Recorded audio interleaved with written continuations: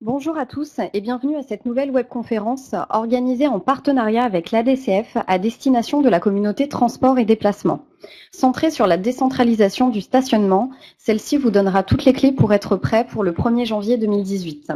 Je porte à votre attention qu'exceptionnellement, nous ne pourrons pas répondre en direct à vos questions. Néanmoins, n'hésitez pas à poser toutes vos questions comme habituellement via le module de dialogue qui est situé sous le support de présentation PowerPoint. Nous ferons suivre vos questions aux intervenants du jour qui vous apporteront très prochainement des éléments de réponse. Et comme habituellement, vous pourrez retrouver le replay de cette webconférence d'ici une semaine sur le réseau transport et déplacement.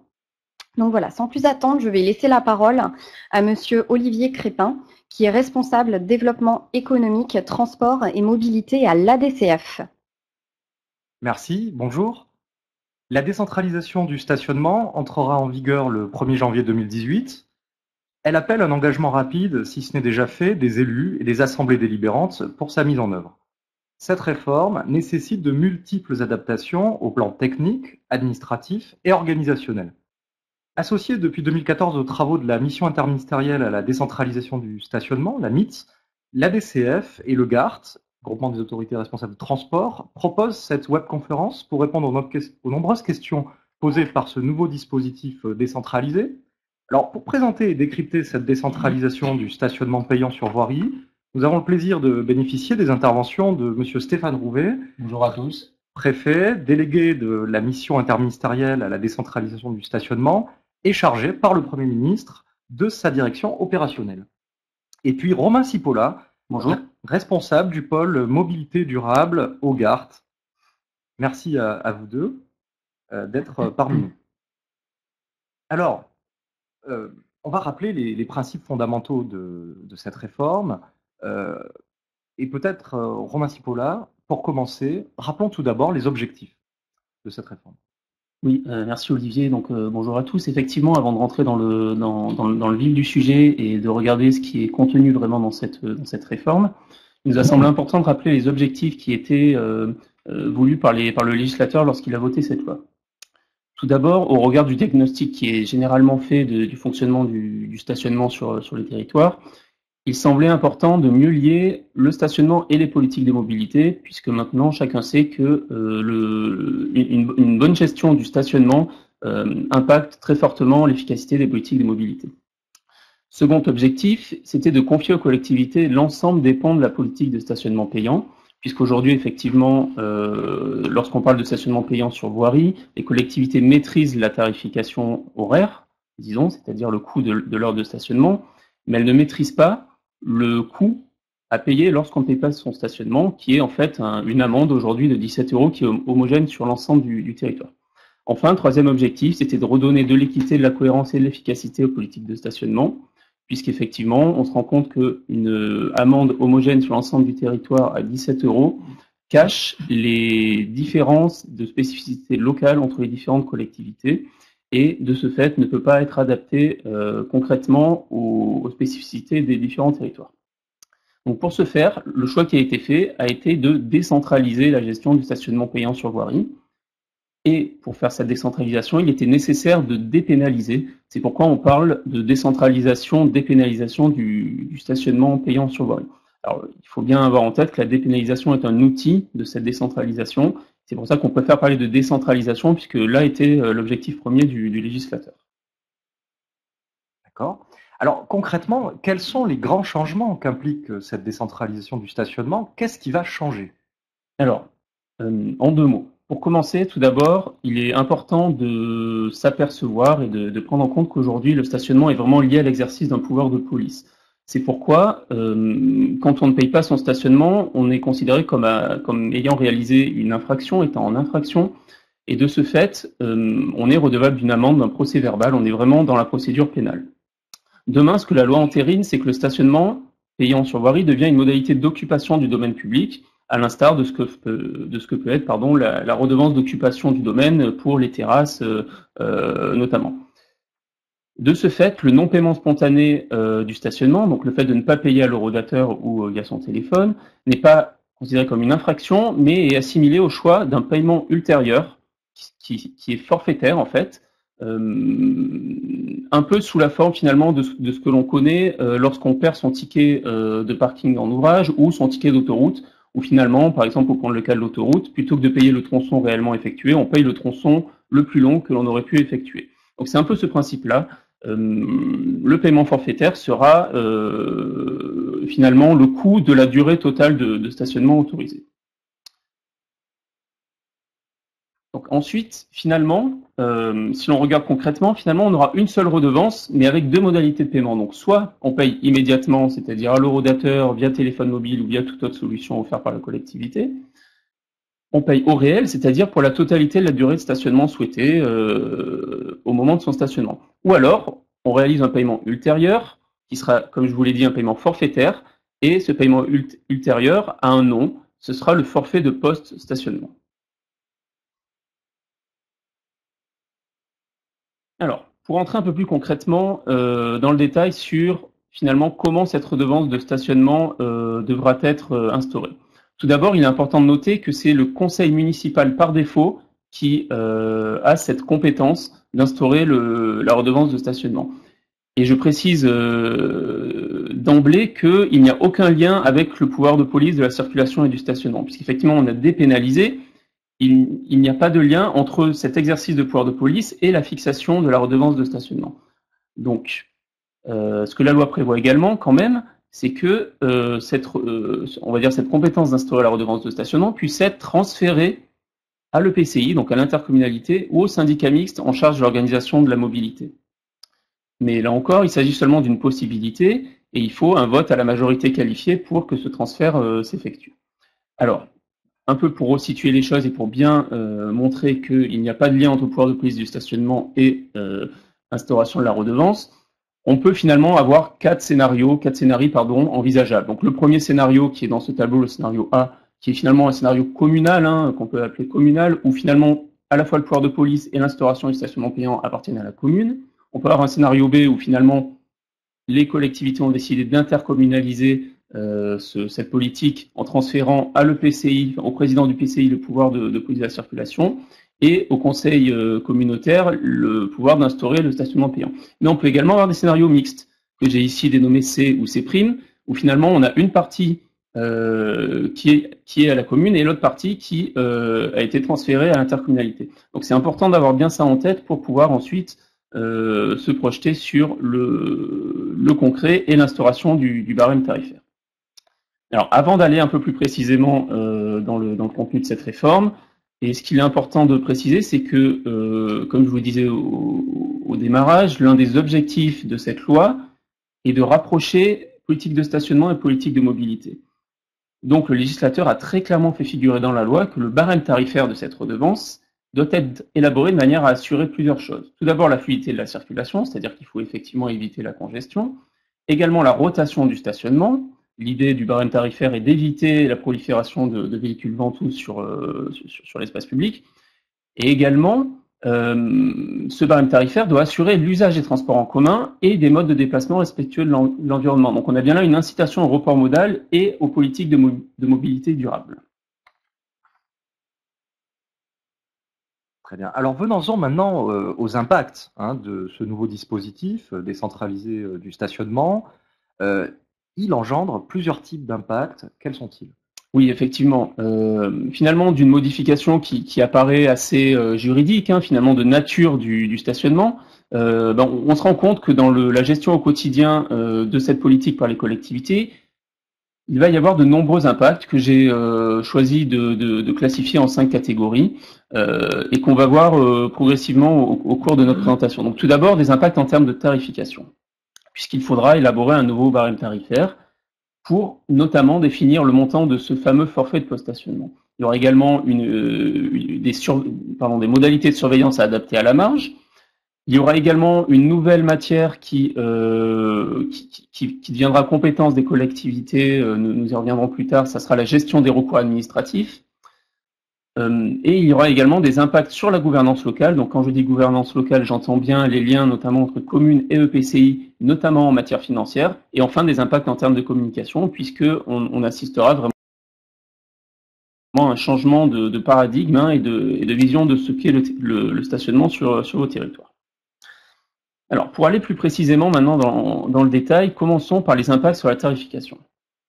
Ce que dit la loi, c'est que le barème tarifaire de la redevance doit fixer, comme aujourd'hui, le montant de la redevance payable à l'eurodateur, hein, donc ça, il n'y a pas de modification, mais également le montant du forfait de post-stationnement. Ce barème tarifaire peut varier en fonction des zones de stationnement. Aujourd'hui, effectivement, de nombreuses collectivités ont plusieurs zones de stationnement, certaines dans l'hypercentre, dans les zones denses, d'autres dans des zones un peu moins denses, avec des pratiques, des logiques différentes en fonction si la collectivité veut attirer ou non les pendulaires, les visiteurs, veut permettre le stationnement des résidents, etc. Bon, tout ça, ça sera de nouveau possible. Par contre, ce qui est nouveau, c'est que dans ces zones de stationnement, on peut également avoir des montants de forfait post-stationnement différents. Donc là où aujourd'hui vous avez une amende à 17 € uniforme sur l'ensemble de votre territoire communal, demain vous pourrez avoir des montants de forfait de post-stationnement différents. Ensuite, ce que dit la loi, c'est que ce barème tarifaire peut être modulé en fonction, donc à la fois de la durée de stationnement, donc plus ou moins cher en fonction du temps où l'automobiliste sera stationné, modulé également en fonction de la surface occupée par le véhicule, ce qui permet de prendre en compte notamment les deux roues motorisées, les autocars ou autres types de véhicules, modulé en fonction de l'impact du véhicule sur la pollution, donc à voir avec l'existence maintenant des vignettes critères hein, qui viennent effectivement d'être mises en place. Donc vous pourrez avoir une tarification basée sur ce type d'impact, également sur le type d'usager. Donc quand je dis type d'usager, j'entends les résidents, les pendulaires, les professionnels mobiles, on va dire toutes les déclinaisons de tarification qui existent déjà aujourd'hui. Par contre, et là c'est l'une des grosses contraintes de cette loi, ce que dit la loi, c'est que le montant du forfait de post-stationnement ne peut pas être supérieur au prix de la durée maximale de stationnement autorisé. Concrètement, là où le stationnement, par exemple, est limité à 2 heures ou à 3 heures, le montant du forfait de post-stationnement ne pourra pas être supérieur à 2 heures ou 3 heures de stationnement.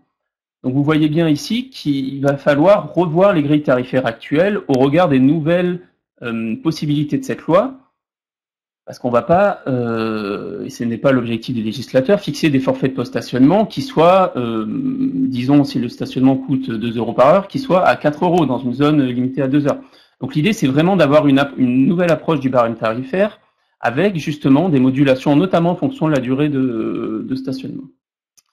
Donc j'insiste sur ce point, toutes les collectivités qui ont du stationnement payant aujourd'hui et celles qui en auront demain, devront revoir leur grille tarifaire actuelle, passer une nouvelle délibération. Alors, pour aller un peu plus dans le concret, je vais vous présenter quelques exemples de barèmes tarifaires tels qu'ils pourront être conçus demain. Avant cela, on va d'abord regarder ce qui existe aujourd'hui, puisque c'est à partir de ces barèmes existants aujourd'hui que je vais essayer de faire une projection à ce qui sera demain. Prenons une zone privilégiant la rotation, donc disons dans un hypercentre, avec une durée limitée proche des 2 heures. À gauche figure le cas d'une grande ville, à droite celui d'une ville moyenne, où on voit effectivement des différences en fonction à la fois de durée de stationnement, mais également de coût. Dans la grande ville, ici, 1h30 coûte 5 €, alors que dans la ville moyenne, 2 heures de stationnement coûtent 2,50 €. Donc ça, c'est ce qui existe aujourd'hui.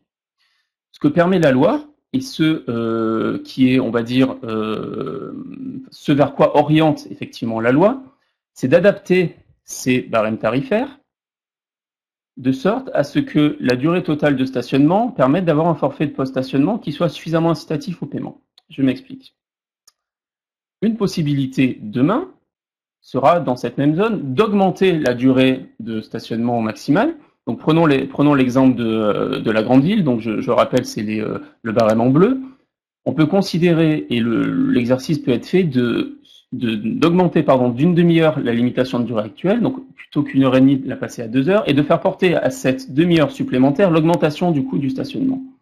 Donc là, j'ai très arbitrairement fixé ce coût à 25 €. Il peut être fixé toujours à 17 € si vous le souhaitez. Il peut être fixé en dessous des 17 €. Au-dessus, c'est vraiment la latitude complète qui est donnée à la collectivité. De ce fait-là, une personne qui ne paierait pas son stationnement serait redevable d'un forfait de post-stationnement qui serait ici fixé à 25 €, puisque ces 25 € sont le prix total des 2 heures de stationnement. Ce qu'il faut aussi garder en tête, c'est que demain, on sera vraiment dans une logique d'occupation du domaine. Donc, qui dit occupation du domaine je vais plutôt le prendre dans ce sens-là, qui dit occupation du domaine dit que vous pouvez avoir plusieurs, finalement, périodes de 2 heures dans une journée.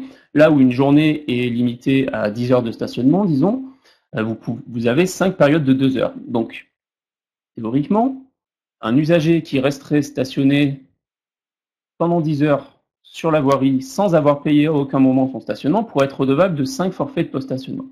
C'est ce que j'essaye de montrer sur ce graphique-là. C'est, on va dire, la théorie, c'est ce que permet la loi. Encore une fois, l'idée n'est pas d'être ici dans de la prescriptivité, hein, de dire que c'est ce type de barème qu'il faut mettre en œuvre. L'idée, c'est juste de vous montrer ce qui est possible et ce que permet la loi. Pour autant, il n'y a pas forcément d'intérêt à conserver ce type de barème tarifaire avec 5 possibilités de facturation de forfait de post-stationnement dans la journée, là où vos agents de contrôle ne pourront passer par exemple que 2 fois par jour. Donc il faut vraiment avoir un lien entre vos capacités de contrôle et la structure de votre barème tarifaire. C'est pourquoi il y a également la possibilité, plutôt que d'augmenter d'une demi-heure la durée maximale de stationnement autorisé, de l'augmenter de manière assumée à 3 heures, de 3 heures, pardon. Donc, ce qui ferait un stationnement sur 5 heures de durée.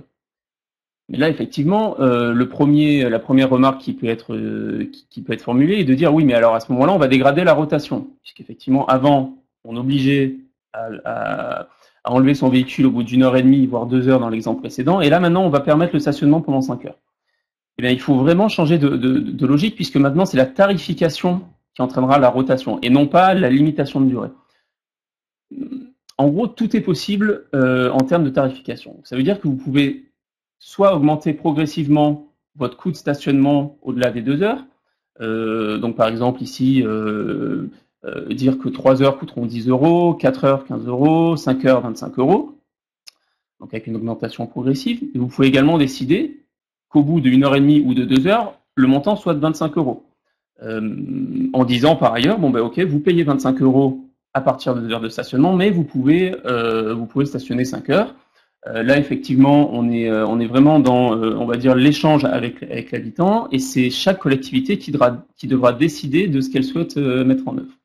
Donc, on voit bien ici qu'il y a une complète latitude qui est laissée aux collectivités pour fixer leur barème tarifaire. Ce qui est également possible, donc là, on parlait effectivement de zones privilégiant la rotation, avec une durée limitée, en tout cas une incitation à la rotation au bout de 2 heures. Ce qui est également possible, c'est de gérer avec cette nouvelle réforme les zones privilégiant le stationnement de moyenne et de longue durée. Là encore, si vos agents ne peuvent passer que 2 fois dans la journée, par exemple, hein, restons sur cet exemple-là, il est tout à fait possible, là encore, de limiter la durée de stationnement à 5 heures, mais plutôt que de faire augmenter très fortement le coût du stationnement au-delà de 2 heures, là, vous pouvez très bien dire, moi, je considère que mes 4 heures de stationnement, je vais les mettre à 7,50 € et c'est ma 5e heure qui permettra de monter au montant de mon forfait de post-stationnement. De ce fait-là, la rotation sera encouragée au bout de 4 heures, puisqu'effectivement, il y a un saut entre la 4e et la 5e heure. Sur le stationnement de longue durée, c'est à peu près le même exercice qui peut être effectué, puisque au lieu, effectivement, là, dans ce cas-là, d'offrir la possibilité d'avoir 2 forfaits de post-stationnement dans une journée, vous pouvez très bien en avoir un seul, avec une durée de stationnement qui s'échelonne sur les 10 heures, au lieu de l'être sur 2 fois 5 heures. Alors, deuxième question importante, en termes de tarification, et qui n'est pas la moindre, puisque c'est finalement un nouvel exercice qui est proposé aux collectivités locales. C'est comment fixer ce montant de forfait de post-stationnement. Donc avant de répondre concrètement, déjà, essayons de regarder ce à quoi doit répondre ce forfait de post-stationnement. La loi précise bien, puisque la collectivité ne doit pas perdre d'argent dans l'opération, bien sûr, que ce forfait, en tout cas ce que va récupérer la collectivité lorsqu'elle va recouvrer ce forfait, doit permettre d'internaliser les coûts qui sont engendrés par le stationnement d'un véhicule. Concrètement, lorsqu'un véhicule se stationne, la collectivité va devoir assumer des coûts de contrôle, des coûts de recouvrement. Par ailleurs, le fait que le véhicule reste stationné et le fait qu'il soit stationné empêche un autre véhicule de stationner va entraîner de la congestion et donc de la pollution, etc. Donc finalement, ce forfait de post-stationnement doit également permettre d'internaliser les coûts de pollution et les coûts de congestion induits par finalement le stationnement d'un véhicule. D'autres coûts peuvent être internalisés, hein, je ne vais pas les citer tous ici, hein, les coûts d'équipement, les coûts d'organisation du service en interne ou par délégation. Tout ça pour vous dire que ce montant de forfait de post-stationnement, il a finalement une vocation à permettre à la collectivité de rentrer dans ses frais, mais également d'inciter l'usager à payer son stationnement. C'est vraiment dans cette optique-là qu'il faut réfléchir sur le montant du forfait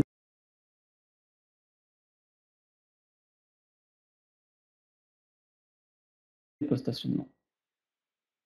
Donc, comme je vous l'ai dit, la loi ne donne pas de montant, de limite à ce forfait de post-stationnement, en tout cas, n'en donne pas de manière très concrète. Donc, finalement, il va falloir vous référer à des choses qui existent par ailleurs, et ce qu'il est possible de faire, c'est de vous référer, finalement, à des pratiques qui existent déjà sur vos territoires, dans la droite ligne des objectifs de cette loi. Tout d'abord, il est possible de vous référer au prix de l'abonnement au réseau de transport en commun, puisque la loi précise explicitement que le forfait de post-stationnement, en tout cas la mise en œuvre du stationnement payant, doit inciter au report modal. Donc, vous pouvez très bien fixer un montant du forfait de post-stationnement qui soit proche du prix de l'abonnement au transport en commun, de sorte à inciter au report modal.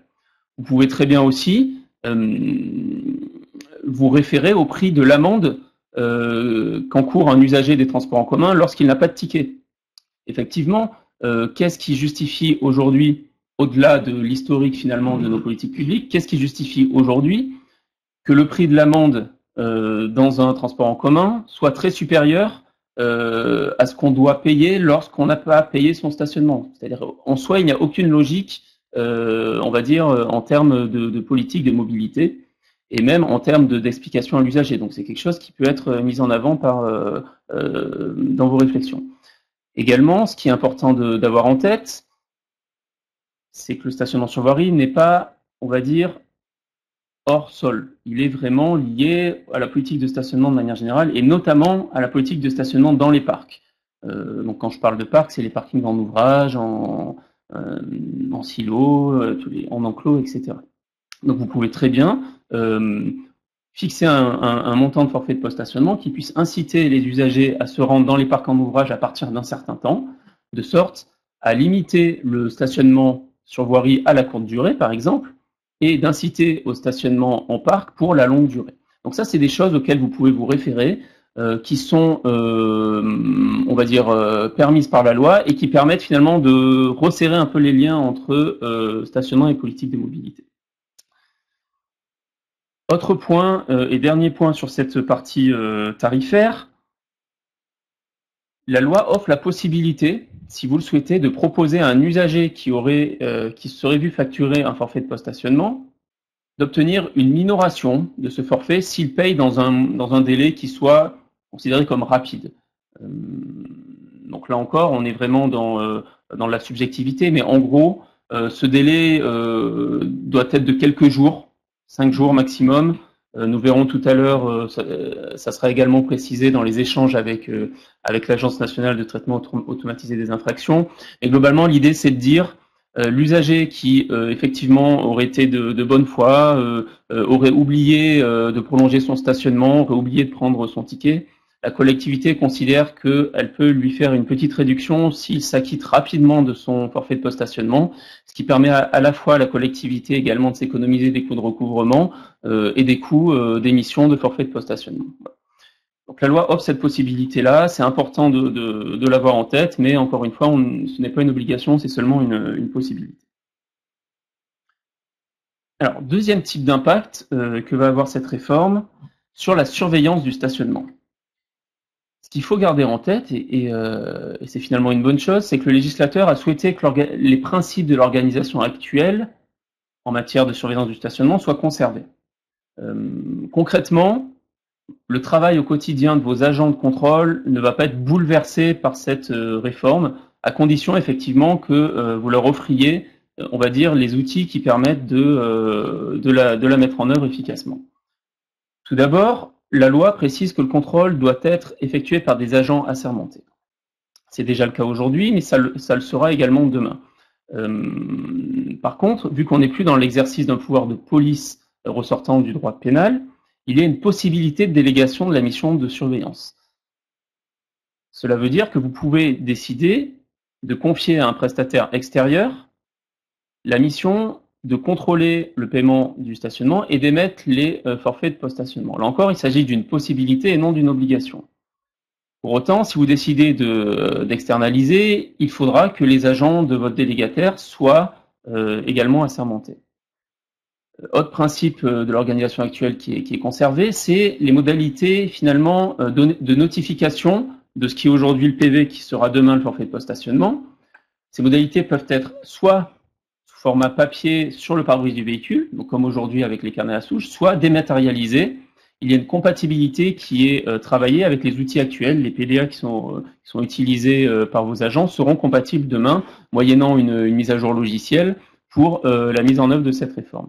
Et enfin, les liens qui existent aujourd'hui avec l'Agence nationale de traitement automatisé des infractions, l'ANTAI, seront conservés puisque c'est l'ANTAI qui a accès au fichier des immatriculations qui donc pourra, lorsque vous déciderez de dématérialiser l'émission de forfait de post-stationnement, pourra rapprocher le numéro de la plaque d'immatriculation du propriétaire du véhicule et de son adresse pour lui transmettre à son domicile le forfait de post-stationnement. À ce point de la présentation, puisqu'on parle de l'ANTAI, Monsieur le Préfet, peut-être pourriez-vous préciser où en est l'ANTAI sur le travail justement autour de cette réforme? Oui, bien entendu. Alors, l'ANTAI, c'est l'Agence nationale de traitement automatisé des infractions. À ce stade, ce que prévoit la loi, c'est une liberté pour les collectivités. Elles peuvent décider de recourir au service de cette agence ou ne pas y recourir. Une collectivité qui se passerait des services de l'agence, de l'ANTAI, donc devrait continuer à fonctionner, elle ou son délégataire d'ailleurs, à l'aide de carnets à souche avec apposition sur le pare-brise des véhicules des usagers, du forfait de post-stationnement, avec tous les risques que cela emporte, même si ça se fait déjà aujourd'hui, mais de voir le FPS s'envoler, détérioré par la pluie. Bon, c'est une liberté laissée à la commune, à la collectivité de procéder ainsi. Elle peut en revanche décider de recourir au service de cette agence et on sera alors dans un schéma assez identique à celui qui existe aujourd'hui à travers le PV électronique, le PVE, c'est-à-dire que l'agent de la collectivité ou celui de son délégataire, chaque soir ou en tout cas après la fin de son contrôle, et à l'aide de son outil, son PVA, téléchargera les données qu'il aura collectées sur le terrain, les enverra à l'ANTAI. Et c'est l'ANTAI qui, pour le compte de la commune, et parce qu'elle a accès au fichier, au système d'information des immatriculations, le SIV, pourra adresser à l'adresse du titulaire du certificat d'immatriculation, donc l'avis de paiement du forfait de post-stationnement. Je reviens sur la première option, quand la commune décide de tout conserver de ne pas recourir au service de l'ANTAI, il y a cette incertitude de pouvoir bien toucher l'usager dès lors qu'on n'a pas accès à l'adresse de son domicile. C'est un peu plus aléatoire, ça fonctionne dans certaines collectivités. Et en tout état de cause, au bout de 3 mois, si l'usager n'a pas payé, à ce moment-là, c'est à nouveau l'ANTAI qui entrera en action pour émettre un titre exécutoire. Ce sera quand même une deuxième étape. S'agissant de la prestation de l'ANTAI, de cette agence, elle sera encadrée par une convention, voire deux, et à ce sujet, le directeur de l'ANTAI a écrit à l'ensemble des maires qui sont déjà dans les collectivités, travaillent déjà en relation avec l'agence, donc ça en fait pratiquement 840. A écrit donc à l'ensemble de ces maires début janvier pour leur préciser l'état d'avancement des travaux de l'ANTAI et le cadre contractuel dans lequel l'agence interviendra pour le compte des collectivités au titre de cette réforme. Donc, l'agence travaille actuellement avec un groupe de collectivités tests, à 5 ou 6 collectivités, et puis des associations d'élus qui sont associés à ces travaux, travaillent sur ces projets de convention avec l'objectif de pouvoir les soumettre au maire dans le courant de l'année 2017. Je ne peux pas être plus précis sur le calendrier, mais en tout cas sans trop tarder, avec des processus assez simplifiés de signature. de ces conventions, en tout cas du côté de l'entaille. Concernant la prestation de l'entaille, elle sera facturée aux collectivités avis de paiement par avis de paiement de FPS. Donc, le chiffre qui a circulé l'an dernier et qui va être légèrement actualisé du fait de la révision des tarifs postaux, ce chiffre était d'1,49 € par avis de paiement émis par l'entaille. Sachant donc que dans ces 49 centimes, c'est le tarif que je vous donne, c'est le tarif qui avait été fixé en juillet 2016. Dans ces 49 centimes, 52 centimes correspondaient aux envois postaux, à l'envoi postal. Et donc, au 1er janvier, comme c'est assez courant, les tarifs postaux ont légèrement évolué d'1 ou 2 centimes. Donc, je crois on est actuellement à un peu plus d'1,50 €, hein, ça doit être 1,51 €, mais on précisera ces données dans les conventions. La prestation pure en taille, elle, atteignant 97 centimes, qui correspondent au système d'information mis en place par l'agence, au traitement des données. Voilà, il y a des coûts incompressibles qui font qu'on avoisine aujourd'hui à peu près les 1,50 € par avis de paiement. Voilà ce que je peux dire sur la prestation de l'autre taille. Pour rebondir sur ce que disait Romain Cipolla, effectivement, dans la convention, il sera précisé, il me semble, le délai accordé ou enfin réservé aux collectivités pour transmettre leurs données à l'entaille de manière à permettre, si la collectivité fait ce choix, c'est pas une obligation, mais c'est une possibilité laissée par la loi, si la collectivité fait le choix d'offrir aux usagers, enfin en tout cas de proposer aux usagers la possibilité d'un paiement minoré. Effectivement, on est plutôt sur l'idée d'accorder un délai de 5 jours. On considère que si l'usager, l'administré n'a pas acquitté dans les 5 jours, il n'acquittera pas plus dans les 6 ou 7 jours. Donc il faut un moment aussi pouvoir suivre, enfin tenir des calendriers, des rythmes de production des titres. Donc on est sur une hypothèse, effectivement, laissée aux communes qui offriraient cette possibilité de transmettre leurs données à l'entaille dans un délai de 5 jours à partir de la constatation du manquement au paiement à l'horodateur. Alors, donc pour terminer sur ces aspects de surveillance, un point très important, c'est que finalement demain coexisteront deux systèmes. Le système des pénalisés dont on parle aujourd'hui, mais également le système de ce qui ressortira toujours du droit pénal, c'est-à-dire le stationnement gênant, dangereux, abusif, très gênant, interdit, etc. Et donc finalement, il faudra bien penser à traiter de concert le contrôle de ces deux types de systèmes, en ayant bien en tête qu'en cas de délégation du contrôle du stationnement payant, les agents du délégataire ne pourront pas contrôler ce qui ressort toujours du système pénal. Donc il faudra avoir une organisation qui soit cohérente entre ces deux contrôles. En revanche, lorsque la surveillance et le contrôle seront faits en interne par la collectivité, les agents pourront être les mêmes, c'est-à-dire qu'un agent public pourra faire à la fois du pénal et du non pénal. Oui, je précise là-dessus, en termes de stationnement, continue de relever du domaine pénal, donc le stationnement gênant, très gênant, abusif, dangereux. Donc ça fait quand même pas mal d'infractions potentielles qui doivent pouvoir continuer d'être constatées et faire l'objet ensuite des procès-verbaux qui vont bien. Puisque là, ça touche, en l'occurrence, pour certaines de ces infractions, à la sécurité routière, parce qu'on met en danger d'autres usagers, notamment les piétons, par des stationnements dangereux ou très gênants, ou des cyclistes éventuellement. Donc il faut, je rebondis sur les propos de Romain Cipolla, bien conserver, avoir en tête qu'il faut conserver un dispositif, surtout si on délègue, qui permette de constater ces infractions pénales.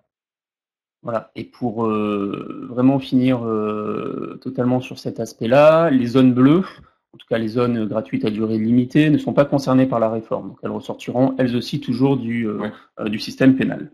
Avec un relèvement du montant de l'amende à compter du 1er janvier. C'est-à-dire qu'une infraction au stationnement réglementé par disque donnera lieu à l'émission d'une amende de 35 € à compter du 1er janvier prochain. Alors, une fois la on va dire la nature juridique de la redevance changée pour une redevance d'occupation domaniale, finalement, l'implication qu'il y a eu également en termes juridiques, c'est qu'on a également changé de type de juridiction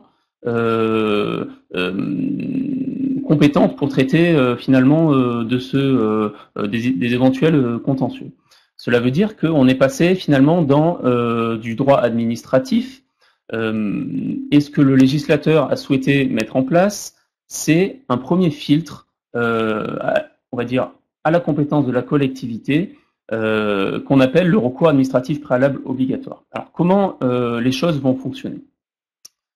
Lorsqu'un usager se verra notifier un forfait de post-stationnement, donc soit sur le pare-brise de son véhicule, soit qu'il l'ait reçu à son domicile suite à un envoi de l'entaille, il disposera d'1 mois pour déposer un recours, donc le fameux recours administratif préalable obligatoire qu'on dénommera RAPO par simplicité de langage par la suite. Il aura 1 mois pour déposer ce RAPO auprès de la collectivité afin que celle-ci puisse instruire ce recours. Là encore, en cas de délégation, ce ne sera pas la collectivité, en cas de délégation du contrôle, je parle bien de contrôle, ce ne sera pas la collectivité qui sera chargée de traiter ces RAPO, mais son délégataire, puisque la loi prévoit que le RAPO soit formé auprès de l'autorité dont dépend l'agent ayant établi l'avis de paiement. La collectivité ou son délégataire disposera d'1 mois pour statuer sur ce recours, et en cas de non-réponse pendant ce mois, le recours sera, enfin en tout cas la réponse sera considérée comme négative, dérogeant ainsi au droit commun qui existe aujourd'hui, qui est le fameux non-réponse vaut acceptation. Là, la non-réponse vaudra rejet du recours. Ensuite, si l'usager n'est pas satisfait de la réponse qui lui a été faite, il disposera d'1 nouveau mois pour déposer cette fois-ci un recours contentieux devant une juridiction spécialisée qui est créée expressément pour ce faire, et qui sera dénommée la commission du contentieux du stationnement payant, qui sera située à Limoges. Tout cela explique pourquoi le délai légal de paiement du FPS est de 3 mois, puisque la seule obligation pour l'usager en termes de paiement de son FPS est de le payer préalablement au dépôt d'un recours contentieux. Cela veut dire que pour déposer un recours administratif préalable obligatoire, il n'a pas d'obligation de paiement.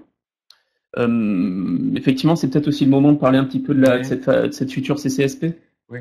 Alors, d'une manière générale, sur les recours, j'invite aussi les collectivités, et celles qui participent à notre conférence d'aujourd'hui, à bien anticiper ce sujet, puisque j'ai les chiffres de 2016 en tête, sur environ 10 700 000 amendes émises au titre du stationnement payant en 2016. Donc, les officiers des ministères publics ont traité près de 590 000 contestations, alors réparties sur l'ensemble du territoire national, et pour environ 840 communes qui ont instauré actuellement du stationnement payant. Mais donc on a un certain nombre de communes qui vont être appelées à traiter plusieurs centaines, voire plusieurs milliers, voire pour quelques-unes, ou au moins plusieurs dizaines de milliers de recours administratifs préalables obligatoires à la suite de l'émission de FPS. Donc c'est un enjeu qu'il faut bien anticiper déjà en organisation interne de la collectivité, ou si elle a externalisé cette surveillance au sein du délégataire. Alors concernant la juridiction elle-même, donc elle arrivera à la commission du contentieux du stationnement payant, j'appellerai par commodité CCSP. Elle est créée par la loi, effectivement, c'est une juridiction administrative spécialisée. On passe d'un contentieux pénal à un contentieux administratif, comme l'a dit Romain Cipolla à l'instant. Elle aura une compétence nationale, à la différence des officiers du ministère public qui aujourd'hui traitent chacun dans son ressort les contestations au titre des amendes. Cette juridiction, donc, c'est le ministère de l'Intérieur qui a la responsabilité de la mettre en place, et au-delà de ma casquette interministérielle, j'ai aussi cette casquette pour le compte du ministère de l'Intérieur d'installation de cette juridiction à Limoges. Où en est-on aujourd'hui de cette mise en place? Sur le plan immobilier, elle va s'installer dans les locaux d'une ancienne caserne, et le bail a été conclu entre la ville de Limoges et l'État. Il a été signé fin janvier dernier, janvier 2017. On valide cette semaine avec mes équipes et les directions du ministère de l'Intérieur l'avant-projet définitif qui définit les travaux à réaliser dans les locaux de cette caserne, la caserne Beaublanc. On espère pouvoir lancer la consultation du marché ou des marchés de travaux courant mars, débuter les travaux dans la deuxième quinzaine de juin et livrer le bâtiment principal en novembre prochain, à peu près un mois et demi avant l'entrée en service effective de la juridiction. Sur le plan informatique, le ministère de l'Intérieur a notifié le marché informatique de cette juridiction début décembre.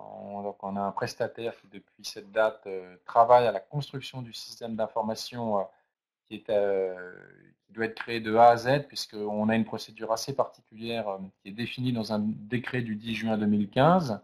Et donc, on n'a pas pu reproduire des systèmes d'information existants et il a fallu en créer un ex nihilo.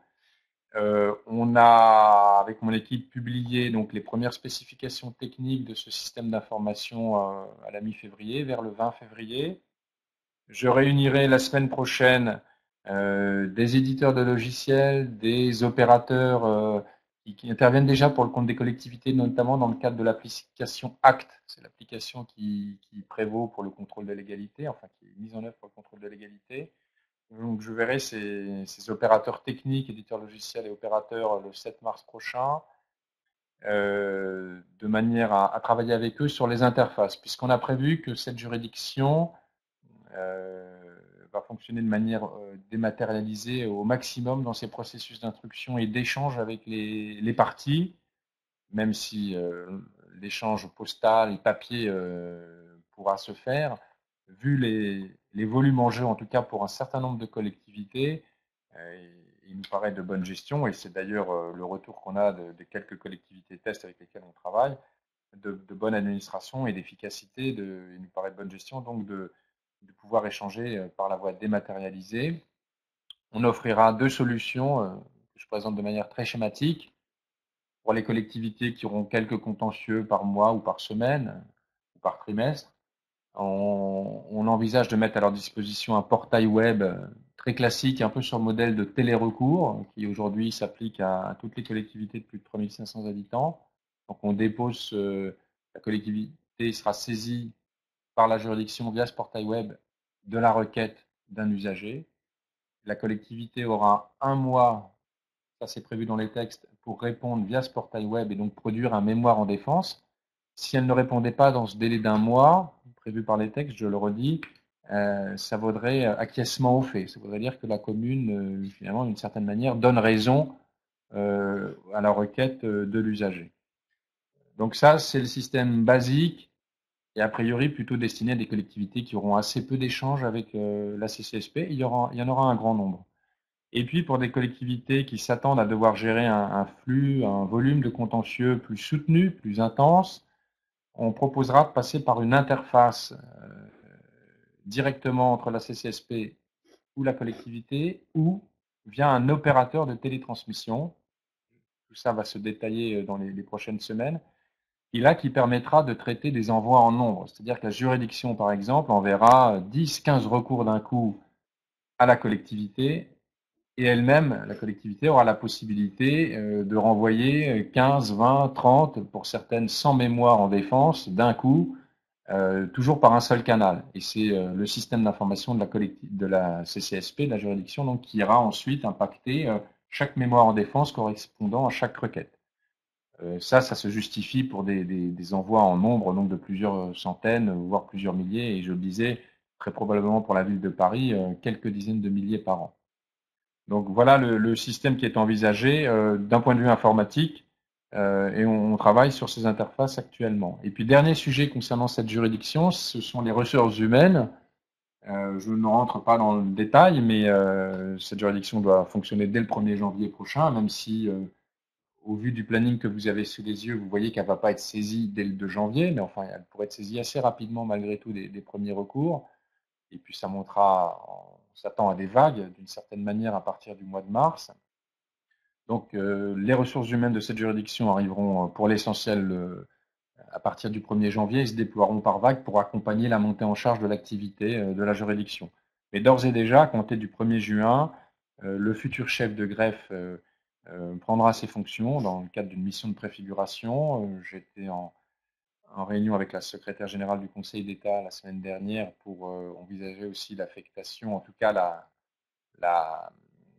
pas l'affectation, mais la détermination du futur président de cette juridiction pour qu'il soit lui-même là en préfiguration dans les 6 mois qui précéderont l'entrée en service de la CCSP, de manière à régler un certain nombre de problèmes, de sujets, qui ne sont pas tous des problèmes, et un certain nombre de sujets très très divers liés à l'installation de cette juridiction.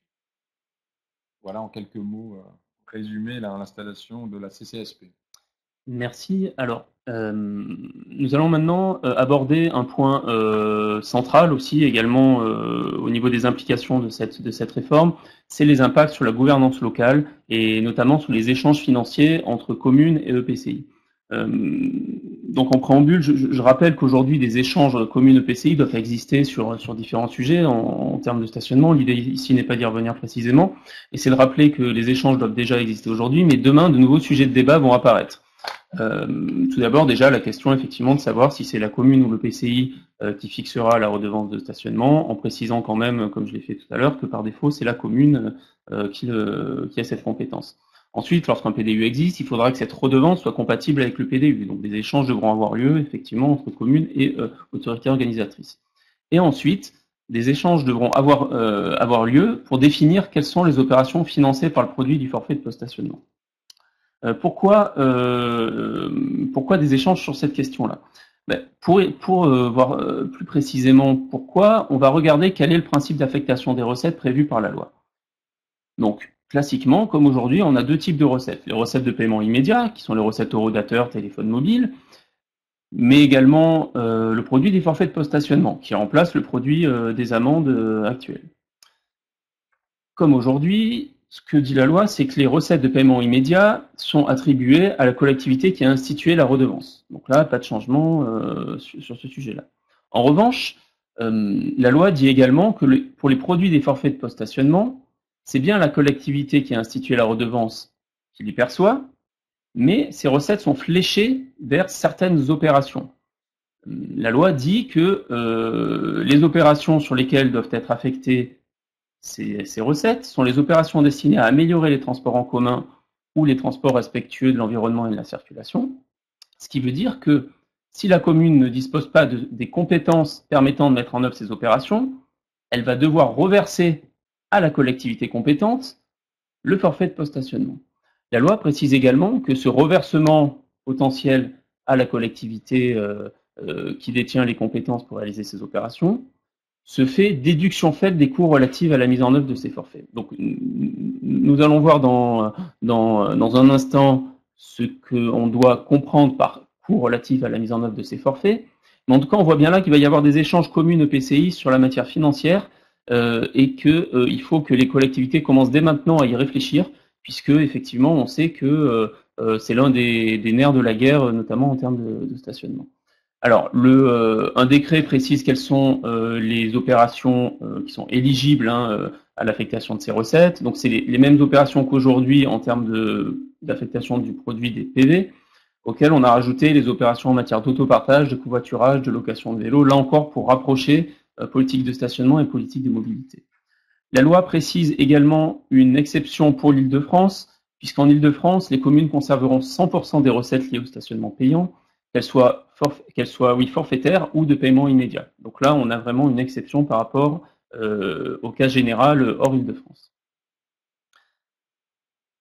Alors, qu'en est-il en matière de coûts de mise en œuvre des FPS? Je vous laisse la parole peut-être pour... Oui. Quel nouveau flux financier, justement, expliquez-nous. Là, Romain Cipolla nous a effectivement présenté, mais sur ces coûts de mise en œuvre des forfaits de post-stationnement, comment les identifier? Est-ce qu'on peut faire des recommandations? Oui. Alors, on a effectué ma mission, mais c'est plutôt sous l'égide de ma mission avec l'ensemble des partenaires, donc le GART, la DCF, l'AMF, France Urbaine, et puis un certain nombre de collectivités tests. On a mis au point une note de recommandation qui est largement diffusée. Je pense qu'on la trouve sans problème sur les sites du GART, de la DCF. L'AMF l'a récemment diffusée via sa lettre. Il y a une newsletter de l'AMF qui est diffusée de manière hebdomadaire et qui signalait cette note.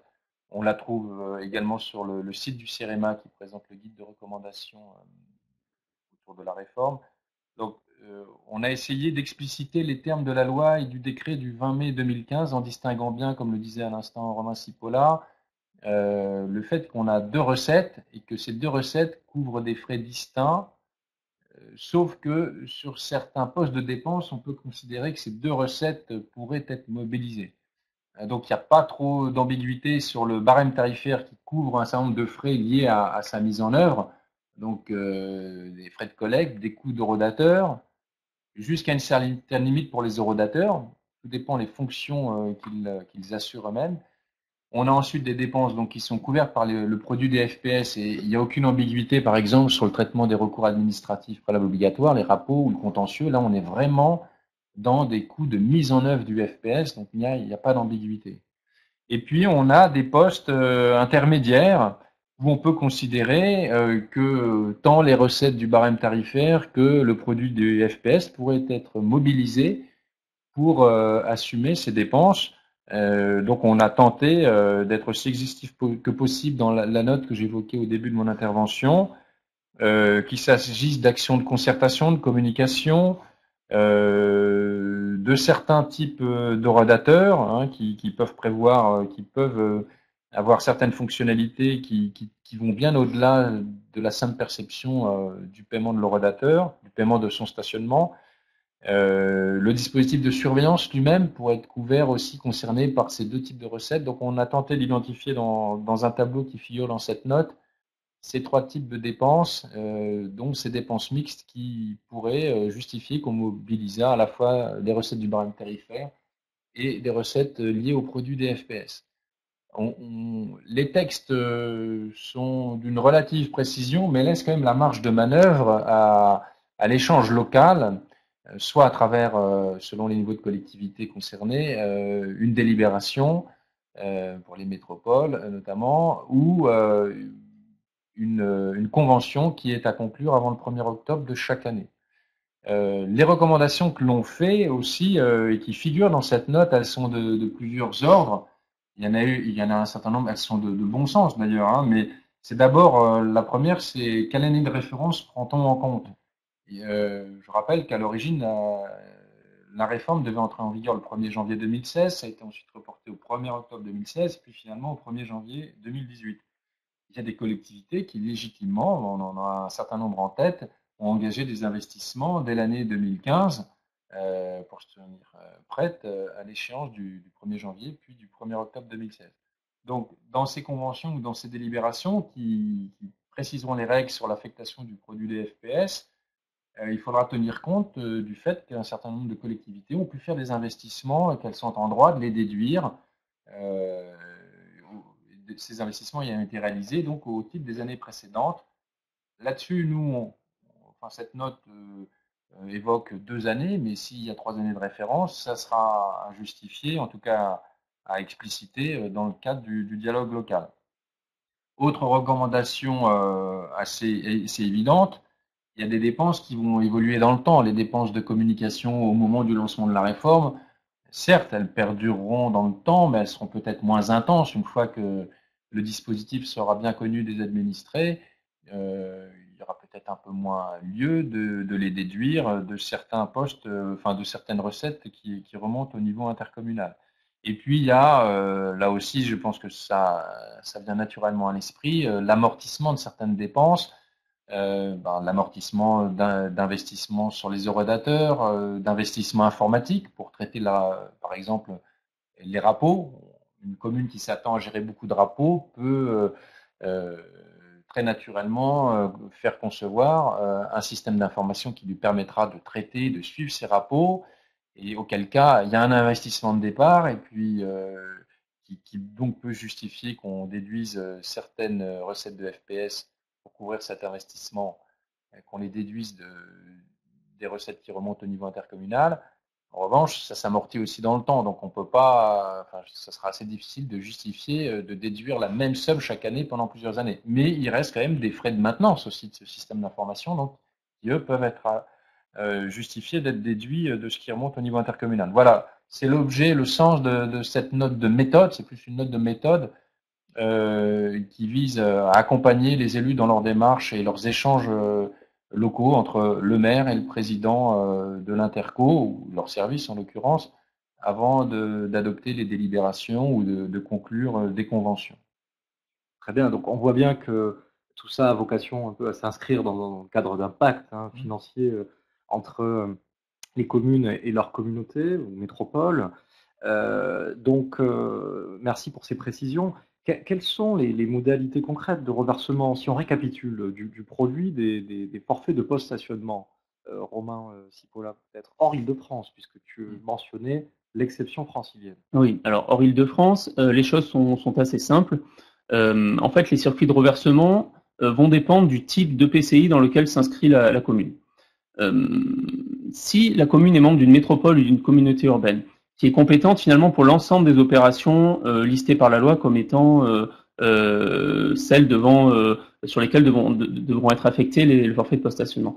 Dans ce cas-là, la chose est assez simple. La commune va reverser l'intégralité de ses recettes forfaitaires à son EPCI, déduction faite bien évidemment des coûts de mise en œuvre des FPS tels que qui vient d'être exposé par Stéphane Rouvet. Le PCI va délibérer chaque année sur l'affectation de ses recettes avant le 1er octobre de chaque année.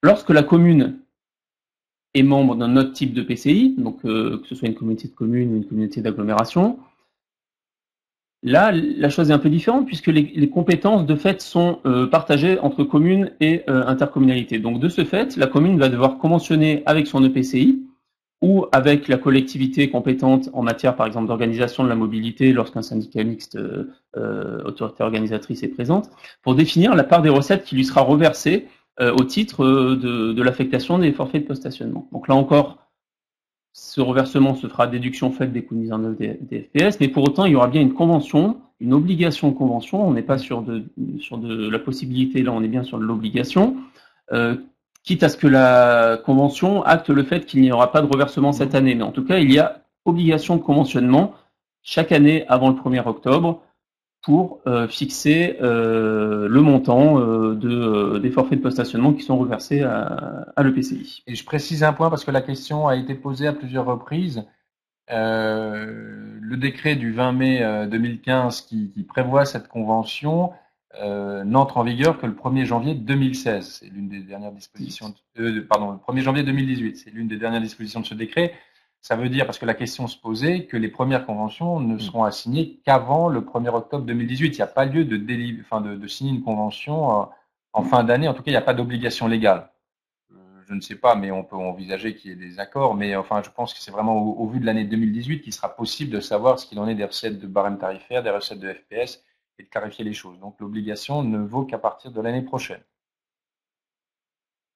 Très bien, merci. On voit bien toutes ces implications et notamment au regard de la stratégie de la collectivité, des orientations de son plan de déplacement urbain et de son volet voirie, où là on a des relations communes, intercommunalités très étroites à consolider à travers cette nouvelle politique de stationnement. Alors l'exception francilienne, puisque l'autorité organisatrice de la mobilité est de niveau régional, c'est le STIF. Romain, peut-être nous dire pour le cas francilien, ou monsieur le préfet.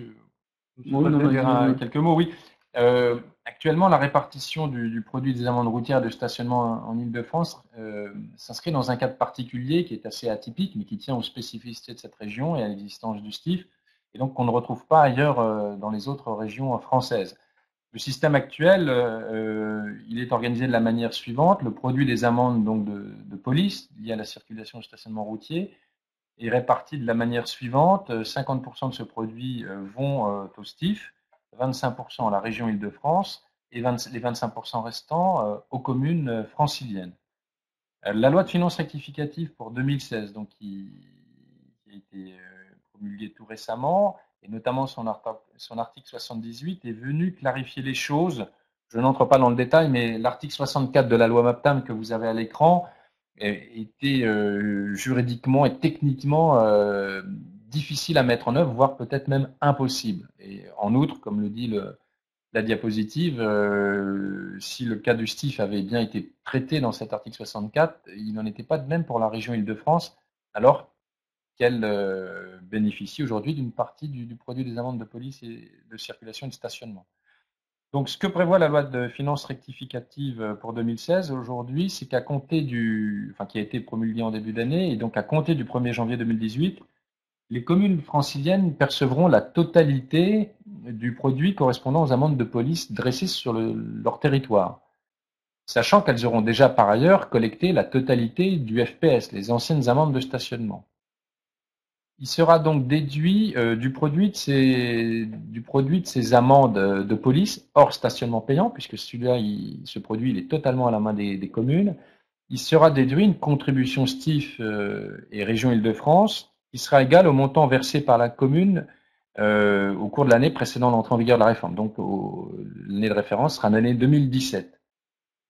Et cette contribution STIF et RIF donc vise à préserver les recettes que touchaient ces deux autorités, la région et le STIF, au titre de l'année 2017.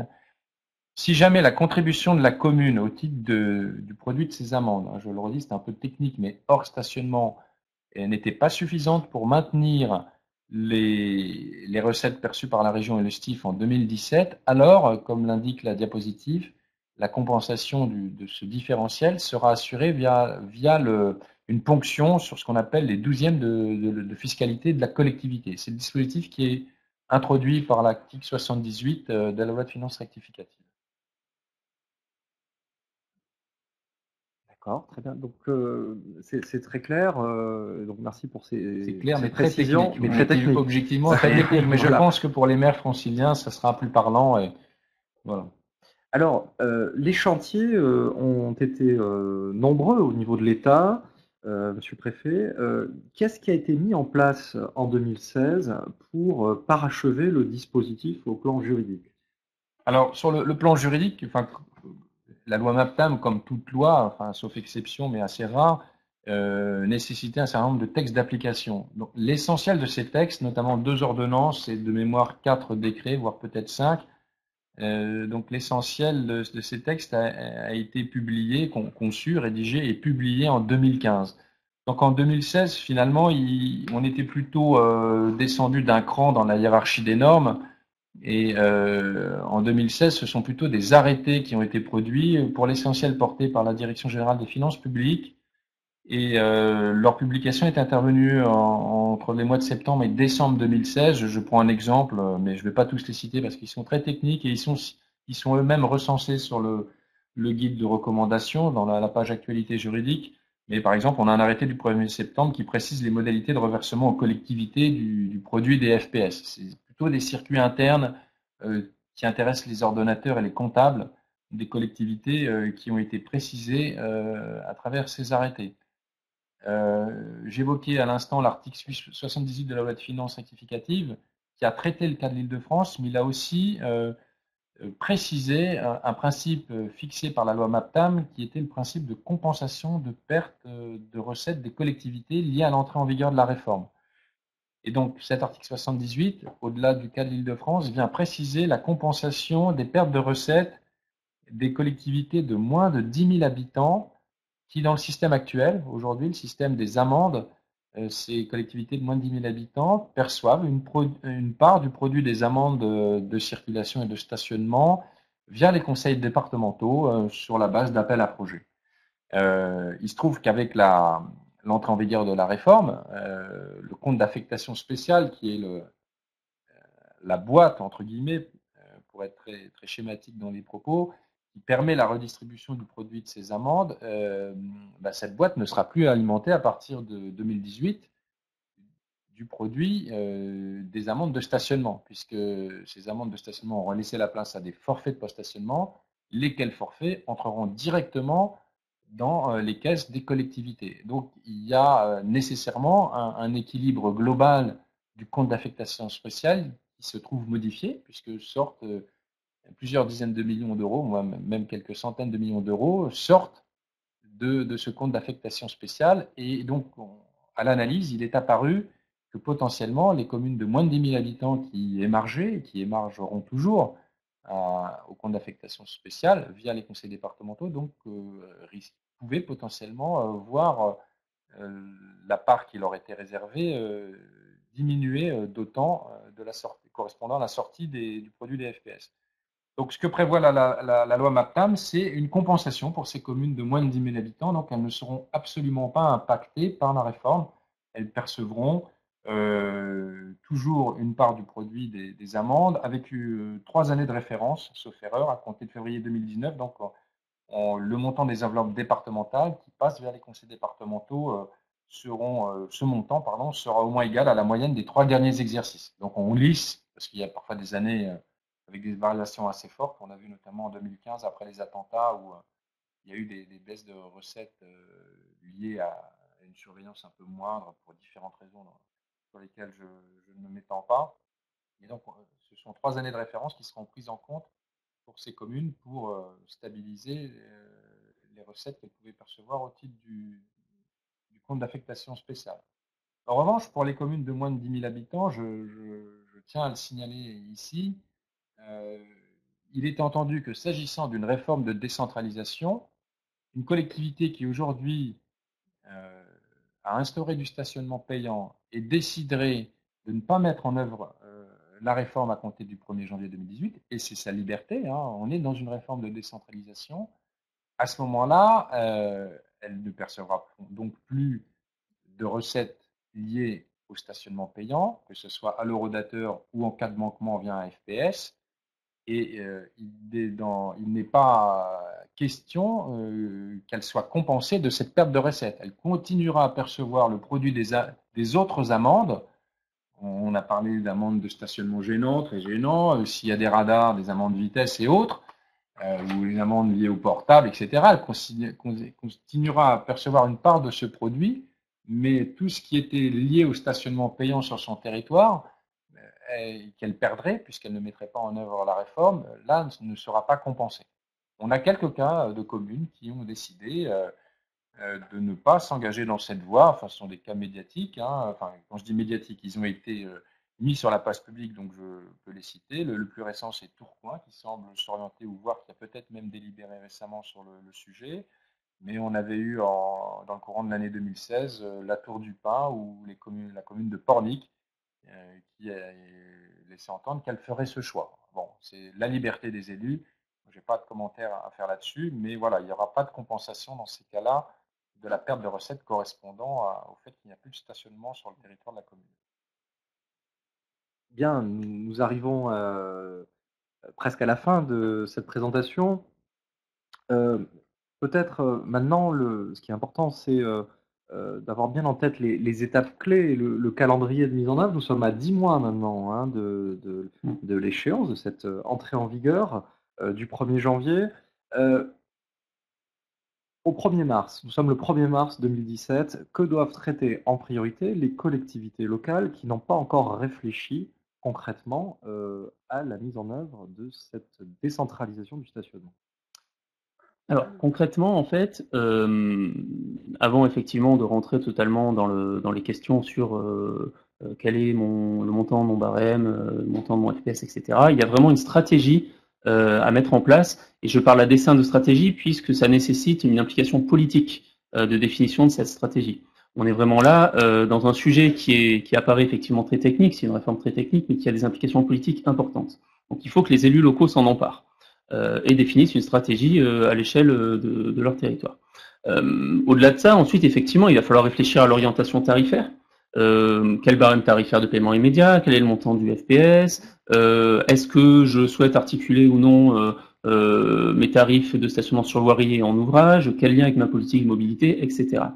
Ensuite, des questions qui doivent se poser, c'est quels sont les moyens à ma disposition pour faire la surveillance, pour gérer les FPS, les rapports, etc., etc. Donc il y a une vraie question aussi de moyens techniques à disposition.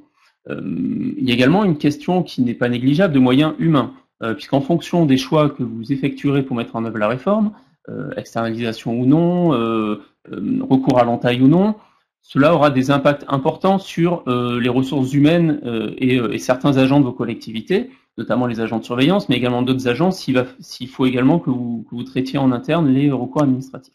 Voilà, donc ça c'est des questions un peu, on va dire, de périmétrage de la mise en œuvre de la réforme qui sont importantes à se poser, mais qu'il est important de se poser urgemment maintenant, puisqu'effectivement nous sommes à 10 mois de l'entrée en vigueur. On a quantité de délais à prendre en compte dans les réflexions, qui sont ici listés sous la forme d'une liste à l'après-vert un petit peu, mais qui sont importants qu'il ne faut pas négliger. Vous avez des délais effectivement d'évaluation de diagnostic pour savoir exactement quelle sera votre stratégie, des délais budgétaires qu'il faut prendre en compte pour inscrire certaines dépenses dans vos budgets, des délais de délibération qui sont souvent incompressibles.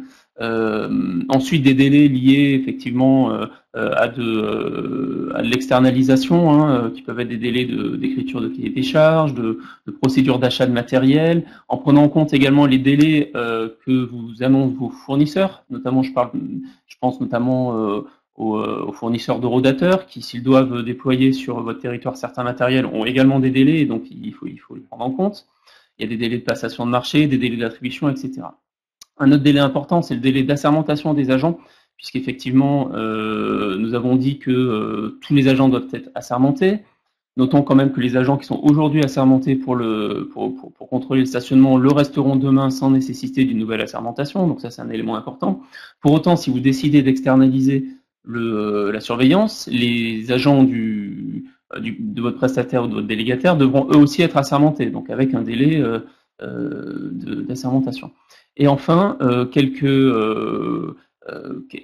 délais à ne pas négliger, qui sont les délais de formation et de communication interne à la collectivité, des délais de mise en place du matériel, de déploiement, de fonctionnement, pour s'assurer du bon fonctionnement du service, mais également des délais de communication et d'information des habitants et des usagers, puisqu'on voit bien que, en changeant notamment le barème tarifaire, avec la mise en place du forfait de post-stationnement qui est un nouveau terme, du rapport qui est également un nouveau terme, il va falloir communiquer et bien communiquer auprès de l'usager en rappelant de manière importante, et je pense que c'est un des axes de communication essentiels de cette réforme, quel est l'objectif du stationnement payant. L'idée n'est pas de laisser penser que c'est une politique qui est là seulement pour faire de l'argent, comme il est trop souvent caricaturé.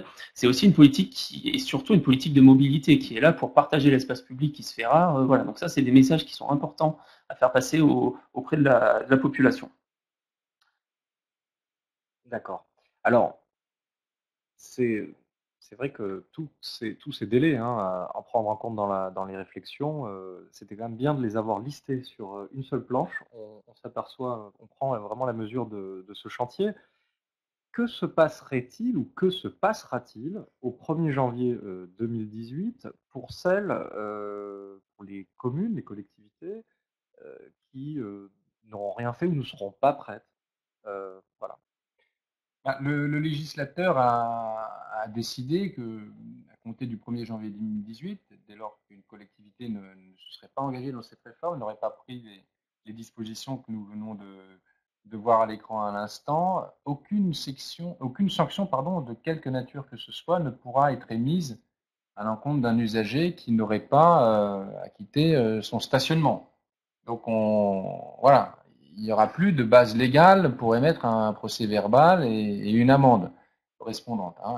Donc, c'est ça le risque. Autrement dit, la seule solution qui restera à la collectivité qui n'aurait pas délibéré dans les temps pour être prête le 1er janvier, enfin, les solutions qui resteront, la première, c'est de passer à une zone de stationnement réglementée avec disque. Donc, on garde un peu la main avec toutes les limites de l'exercice sur la régulation du stationnement en ville. L'autre hypothèse, c'est de passer à la gratuité totale sans réglementation du stationnement, enfin de sa durée de stationnement. C'est une autre option possible. Et puis la troisième hypothèse, c'est éventuellement d'entrer dans la réforme un peu plus tard, mais avec toute la difficulté pour l'équipe municipale qui serait dans cette situation, de gérer pendant quelques semaines, quelques mois un stationnement gratuit de fait, et puis d'y revenir un peu plus tard avec un stationnement payant. Donc, ce sont des cas possibles. Après, il y a des choix des collectivités, mais voilà, il faut bien avoir en tête qu'à partir du 1er janvier prochain, il n'y aura plus d'amende de stationnement, donc plus de base légale, enfin, il n'y aura plus, de cadre pénal permettant de sanctionner le défaut de paiement. Et si la collectivité n'a pas délibéré préalablement pour fixer des zones de stationnement, fixer le barème tarifaire et les montants de FPS, voilà. Oui, c'est une date coup près, nous aurons basculé dans un nouveau dispositif. Voilà. Et vous voyez à l'écran un planning indicatif de mise en œuvre de la réforme. Romain, je te laisse le commenter. Oui, alors là, l'idée, encore une fois, n'est pas d'être prescriptif sur les étapes de mise en œuvre, mais on avait identifié lors des d'une demi-douzaine de réunions régionales qu'on a effectuées l'an dernier sur ce sujet, on avait identifié un peu un planning et différentes phases afin un peu d'alerter les collectivités sur finalement le travail qui restait à faire pour la mise en œuvre de cette réforme. Donc on voit bien que là on est vraiment très avancé dans ce planning. L'idée ici n'est pas de dire que c'est le planning qu'il faut suivre de manière totalement à la lettre, hein, et c'est bien de se faire prendre en compte, notamment aux différents élus, qu'il y a beaucoup de travail sur cette réforme et souvent des étapes qui nécessitent une validation politique. Donc on est vraiment sur une mobilisation à la fois technique et politique de chaque collectivité, puisque comme vous venez de le préciser, au 1er janvier 2018, ce qui existe aujourd'hui ne pourra plus exister. Donc de fait, on ne pourra plus sanctionner un usager qui n'aurait pas payé son stationnement. Donc lorsqu'on entend certaines collectivités qui disent, qui se demandent si la réforme est facultative ou obligatoire, en fait, il ne faut pas réfléchir en ces termes-là. De fait, elle est obligatoire puisque le système juridique qui existe aujourd'hui n'existera plus demain. Donc, vous n'aurez plus aucune base légale, effectivement, pour faire payer le stationnement si vous ne respectez pas les différentes dispositions de la réforme. Alors, justement, quels sont les messages que vous souhaiteriez faire passer aux collectivités pour qu'elles soient fin prêtes au 1er janvier 2018 et peut-être même un petit peu avant? Ouais. Je pense le message principal, mais vous l'imaginez, vous l'avez deviné à travers nos propos, c'est celui de la mobilisation. On est à 10 mois de l'échéance.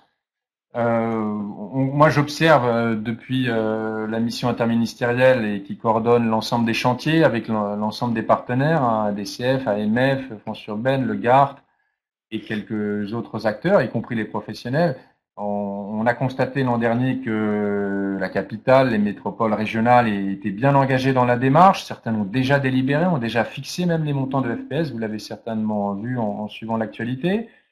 Moi, je constate là depuis quelques semaines maintenant que des villes de taille moyenne, notamment à travers des travaux pilotés par le GART, de taille moyenne, c'est-à-dire de 40 000, 20 000, même 5-6 000 habitants, de quelques-unes, ça y est, ont engagé la réflexion. Donc, c'est plutôt rassurant. Malgré tout, il y a quand même 840 communes qui sont concernées et ça, on n'arrive pas encore à mesurer si les 840 ont engagé totalement la réflexion et les processus qui vont bien. Je rappelle, on l'a vu un peu à travers la diapositive qui rappelait les délais, qu'il y a à la fois des chantiers d'ordre juridique, hein, les délibérations, des arrêtés à prendre, il y a des chantiers techniques avec la modernisation à minima des eurodateurs, il y a des chantiers informatiques avec des systèmes d'information à concevoir, des interconnexions avec l'entaille, si la collectivité décide de faire appel à l'entaille, il y a des chantiers organisationnels, la surveillance, est-ce que je délègue ou je ne délègue pas cette mission, le traitement des recours eux-mêmes,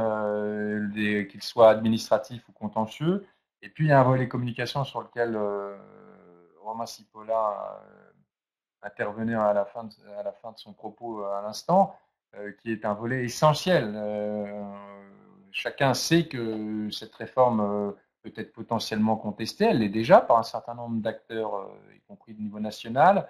Et quand on regarde bien sur le terrain, on voit que les administrés sont demandeurs d'une régulation du stationnement, et y compris certaines professions ou des commerçants qui sont parfois victimes dans leur activité. Enfin, victimes, c'est un bien grand mot, mais en tout cas, qui sont pénalisés par les voitures ventouses.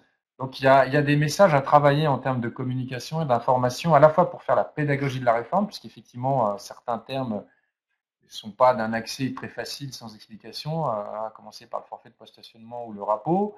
Mais il y a derrière toute une pédagogie de la réforme à faire et surtout des objectifs que moi, maire et mon équipe municipale, nous fixons, je me mets à la place des élus, mais dans la mise en œuvre de cette réforme qui vise surtout à mieux partager l'espace public et à organiser la mobilité durable. Et s'il y a des usagers qui peuvent se plaindre de cette réforme, les seuls qui peuvent s'en plaindre, ce sont ceux qui aujourd'hui ne payent pas le stationnement payant.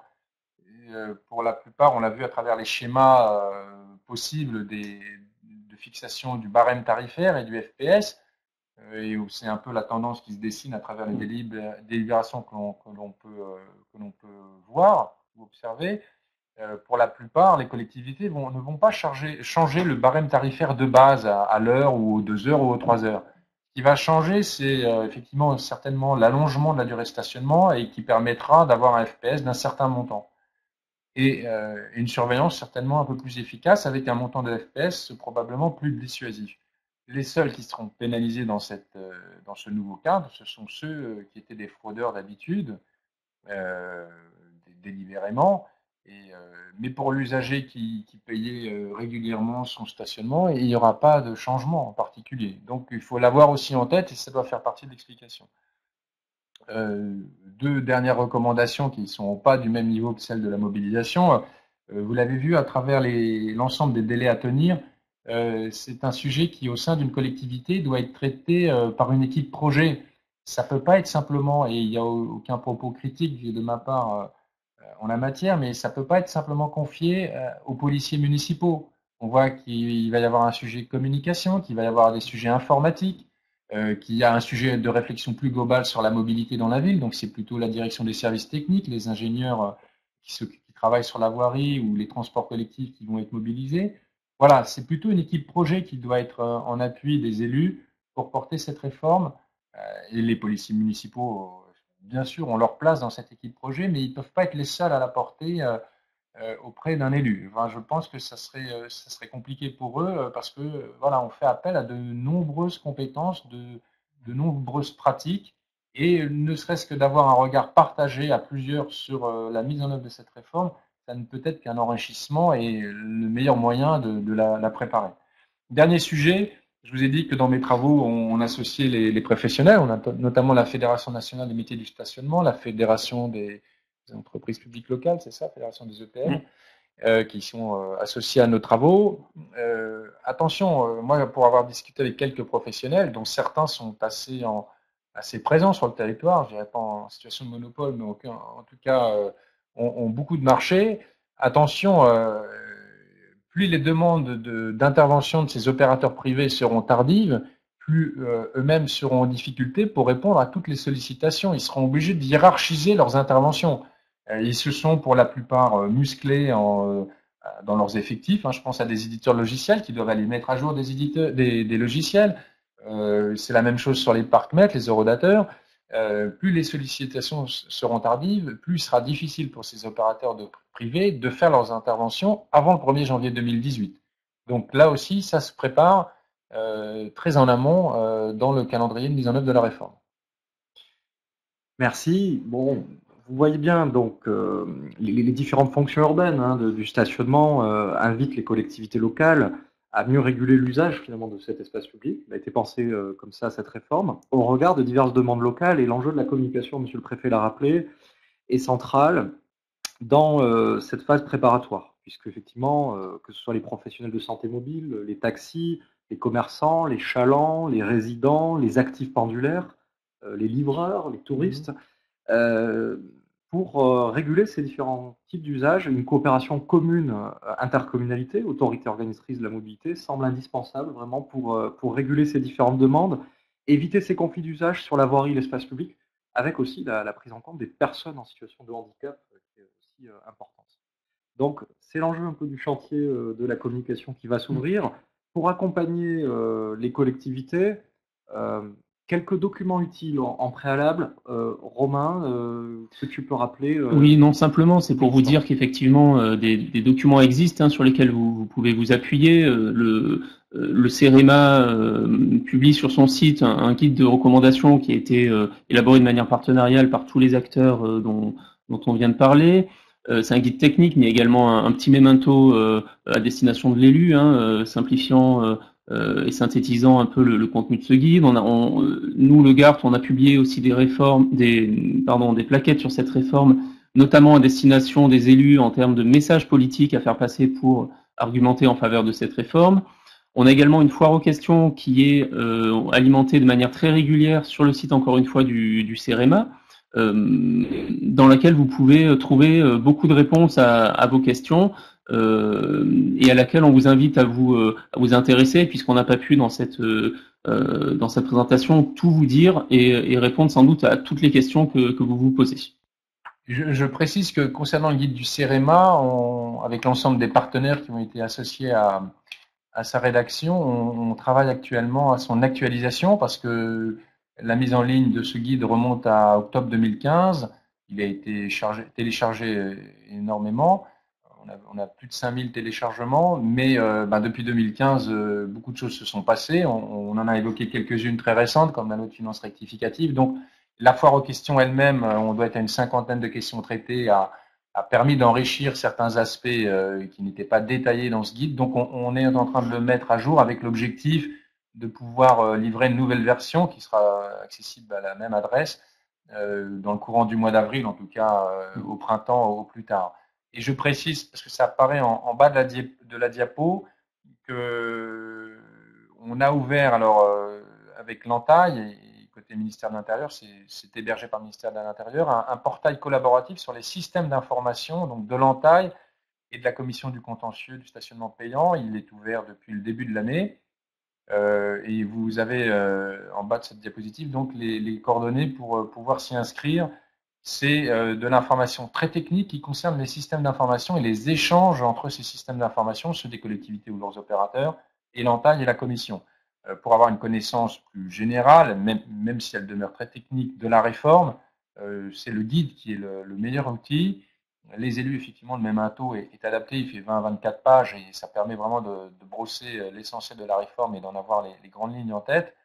Voilà, ce portail collaboratif mentionné en bas de la diapositive, lui, est d'ordre plus technique. Ce sont plutôt les informaticiens des collectivités ou leurs opérateurs qui trouveront des informations utiles et exploitables. Il est ouvert, bien sûr, à toutes les collectivités qui le souhaitent, mais il est très orienté système d'information, échange de données. Alors, juste dernière petite précision avant de conclure, puisqu'on est peut-être un peu long. Non, juste pour vous dire qu'en fait, effectivement, les vignettes sont cliquables, pardon. Donc, vous pouvez cliquer sur la vignette et accéder au document directement, puisqu'effectivement, on n'a pas pu mettre toutes les adresses à tous les liens hypertextes de ces différents documents. Très bien. Merci Stéphane Rouvet, merci Romain Cipolla Merci. pour cette présentation de la réforme de la décentralisation du stationnement. Et merci à Idéal Connaissance de nous avoir offert l'opportunité de la présenter. Je vous remercie également tous les trois pour vos interventions. Je remercie également tous les participants d'avoir été avec nous aujourd'hui. Sachez que vos questions ont bien été enregistrées et que des éléments de